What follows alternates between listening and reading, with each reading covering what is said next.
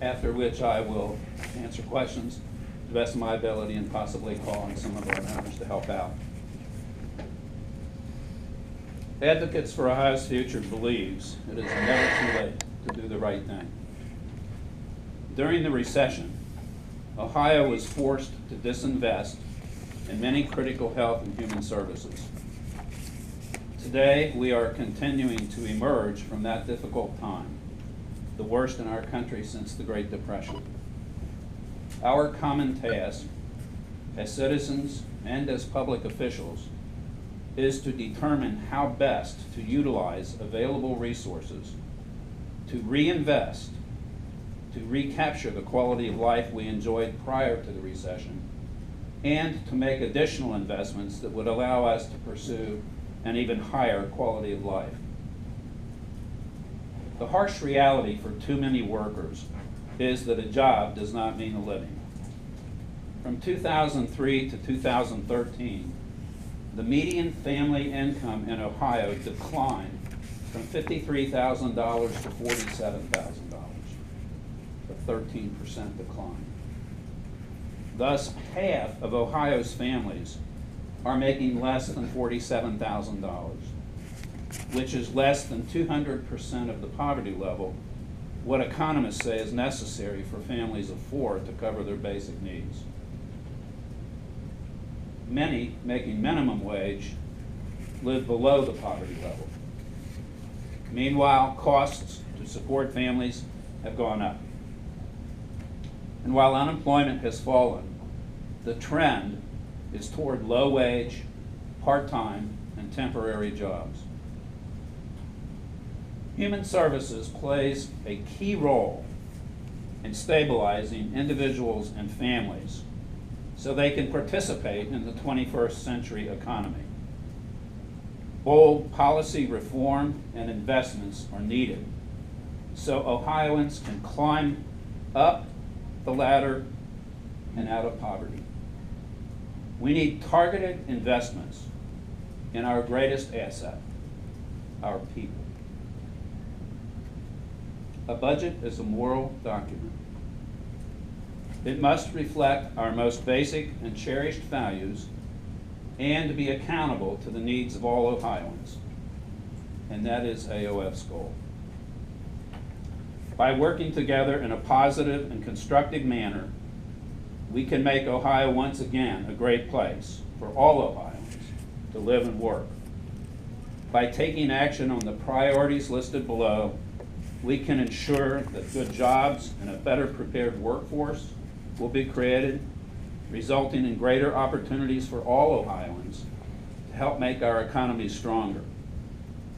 Human services systems will be revitalized to provide essential support to Ohioans in crisis or in need. Quality health care will be available to all Ohioans, creating healthier families and healthier communities. And essential human resources, food, health care, job training, work supports, education, child care, transportation, will be available to those in need. Our diversity, our belief in democracy, and our efforts to find common ground with those who share our values will together make Ohio's future strong, credible, and durable. AOF's priorities can be summarized as follows. And these are not in priority order. The only way out of poverty is a job.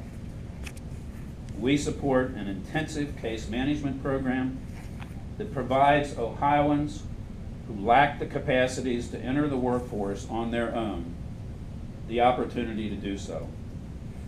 Case management must be able to connect them to all needed services. Low-wage employment must be coupled with work supports. A job by itself is often not enough.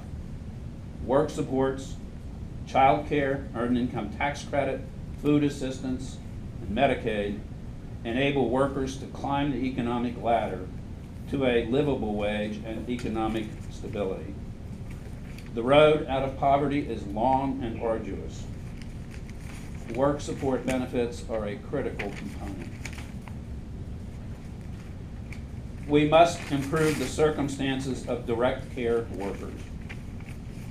To ensure that individuals in need of direct care assistance receive the care they need, we must strengthen Ohio's direct service workforce. People who provide assistance with others with activities of daily living. We must improve their training, work conditions, and compensation. Ohio's Medicaid program must maintain, without barriers or cuts, affordable, quality health care for low-income Ohioans. Medicaid is a key work support. A healthy workforce is a productive workforce. If pregnant women lose Medicaid at too low an income level, they could be without coverage for almost a year until the next open enrollment period. Loss of prenatal care increases risk of premature birth and infant mortality.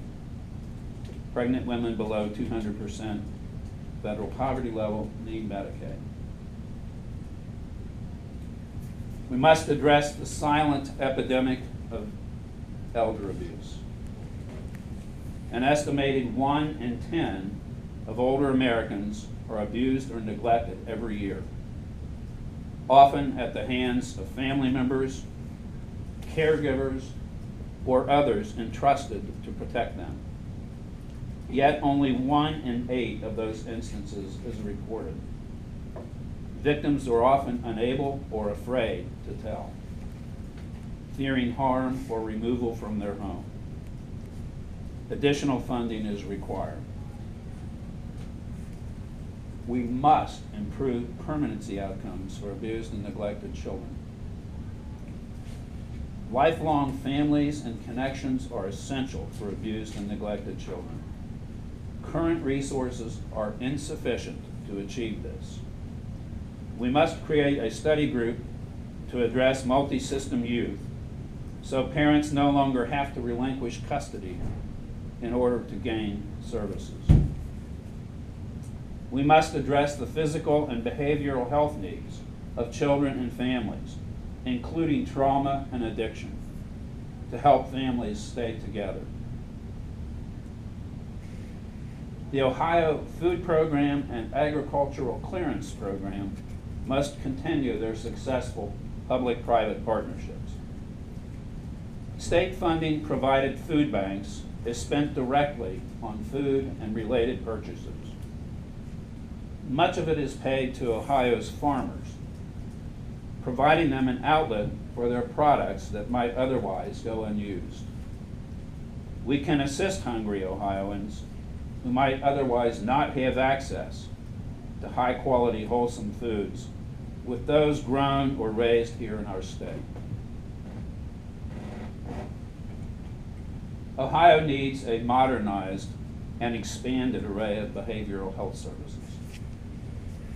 We need additional resources to address behavioral health, its infrastructure, service capacity, and workforce challenges. Continued investment in recovery supports is essential. We must approach carve-in into managed care in a thoughtful and deliberative manner for all populations, including adults and children in custody. These issues must receive serious consideration by the Senate before final action on the 2016-17 state budget. Ohio can continue to be a great place to live and work. It is never too late to do the right thing. Thank you. I'll be happy to answer your questions.